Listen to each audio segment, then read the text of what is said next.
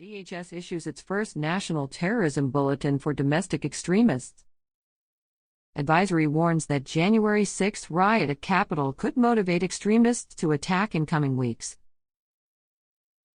By Rachel Levy and Ben Kesseling. January 27, 2021, 6:49 p.m. Eastern Time. The Department of Homeland Security issued its first-ever national terrorism bulletin about violent domestic extremists, warning they could attack in the coming weeks, emboldened by the January 6 riot at the U.S. Capitol. DHS, in an advisory Wednesday, said violent extremists opposed to the government and the presidential transition could continue to mobilize to incite or commit violence, though the department said it doesn't have evidence of a specific plot. The bulletin said that violent extremists have been motivated by a range of issues, including anger over COVID-19 restrictions, the 2020 election results, and police use of force, as well as long-standing racial and ethnic tension, including opposition to immigration. DHS has commonly issued terrorism bulletins, though those warnings usually focus on foreign-inspired threats. While this advisory mentions terrorists inspired by foreign ideologies, it is notable for its focus on domestic violent extremists, the first such bulletin ever published, according to a DHS spokesman. The most recent DHS bulletin, a warning that Iran had the potential to carry out cyber attacks, came a year ago. DHS didn't issue a bulletin ahead of the planned January 6 rally in Washington, D.C., that devolved into a mob attack at the Capitol despite public chatter online about the extremists' plans. The advisory of unspecified threats came as thousands of National Guard troops are set to remain at the Capitol into March. On Wednesday, Republican lawmakers asked the Pentagon for more information on why the National Guard should be used as an option of absolute last resort, the lawmakers said in a letter. If there is a significant, very real, very defined threat, then no problem, said Representative Michael Waltz, R. Florida, a member of the House Armed Services Committee and a former Special Forces soldier, in an interview. Mr. Waltz said he is aware of online chatter among extremist groups, with some asking when the Guard might stand down, but broad comments like that could push the substantial Guard deployment out indefinitely, he said. Some congressional staffers and extremism researchers say there are concerns about possible violence surrounding former President Donald Trump's impeachment proceedings, as well as in connection with March 4, the nation's original inauguration day. QAnon conspiracy theorists say that could be the day that Mr. Trump again becomes president. The DHS bulletin, in effect until the end of April, advises law enforcement to continue prioritizing protection of government buildings. The bulletin also cited extremists' perceived grievances fueled by false narratives and apparent reference to conspiracy theories that motivated many of the people who stormed the Capitol. Many rioters were followers of QAnon and said they believed that Mr. Trump didn't lose the election. Officials at DHS's intelligence branch suggested pushing out this bulletin in the lead-up to President Biden's inauguration, and that then Acting Secretary Pete Gaynor and Acting Deputy Ken Cuccinelli discussed the idea but rejected it because of a lack of credible, specific intelligence, according to two people familiar with the conversations. Messrs.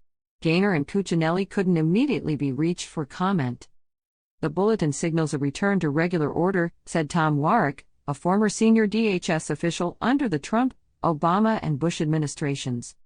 The real purpose of it is to signal a bright-line distinction that existed under Republican and Democratic administrations that acts of violence will trigger a law enforcement response, constitutionally protected speech won't, Mr. Warwick said. The bulletin doesn't make mention of right or left and is intentionally nonpartisan, he said. This is a bulletin that should have been issued in late December, said Elizabeth Newman, a former DHS counterterrorism official who served during the Trump administration and has been critical of Mr. Trump and how the department has approached the issue. Since the January 6 riot, far-right groups have used increasingly violent rhetoric in online chats, sharing bomb-making materials and guerrilla tactics and calling for asymmetric war with the government, according to researchers at the Soufan Group, a nonpartisan center that tracks extremist movements. There is open talk of war, that the war is coming, that 2021 will be our year, said Molly Saltskog, a Soufan Group analyst. This is all in the aftermath of January 6.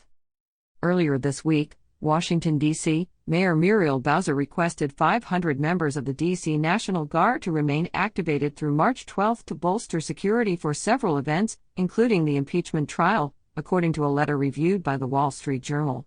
But the mayor has also sought to reassure residents and sent a tweet on Wednesday urging businesses to take down boards from their storefronts.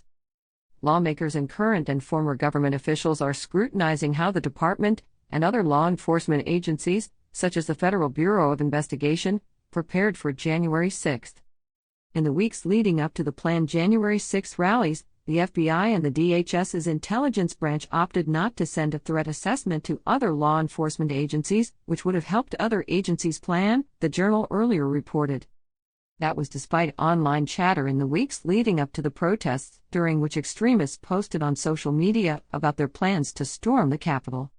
The Capitol Police Union released a statement Wednesday that said nearly 140 officers were injured on January 6 and cited one death, a subsequent death by suicide, and multiple brain injuries among its members related to the riot.